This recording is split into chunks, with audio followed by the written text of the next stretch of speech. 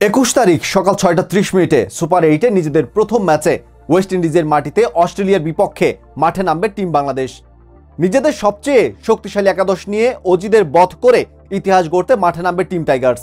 তাহলে চলুন এক নজরে দেখে নেওয়া যাক অস্ট্রেলিয়াকে হারাতে কতটা শক্তিশালী একাদশ নিয়ে মাঠে নামতে যাচ্ছে বাংলাদেশ।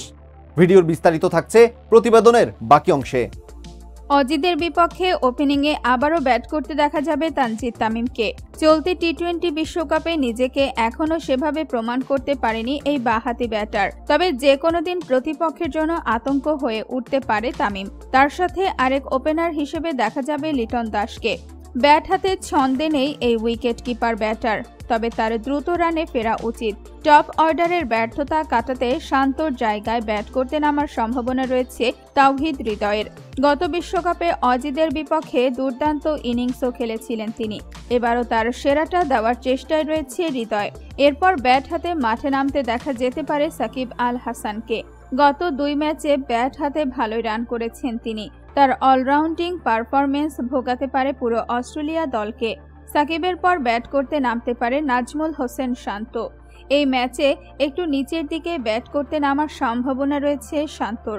চলতি বিশ্বকাপে ব্যাট হাতে সবচেয়ে বাজে সময় পার করছে শান্ত, তবে অধিনায়ক হিসেবে ভালোভাবেই দায়িত্ব সামলাচ্ছেন শান্ত।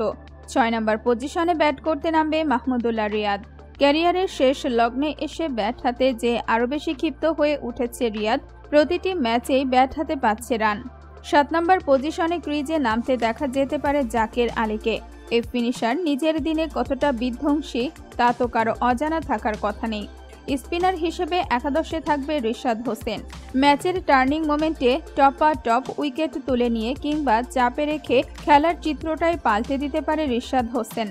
পেস বোলার হিসেবে একাদশে থাকবে চলতি বিশ্বকাপে বল হাতে দুর্দান্ত ফর্মে থাকা তানজিদ হাসান সাকিব, মুস্তাফিজুর রহমান এবং তাসকিন আহমেদ। এবারের বিশ্বকাপে বাংলাদেশের পেস বোলাররা প্রতি ম্যাচেই পারফর্ম করে চলেছে।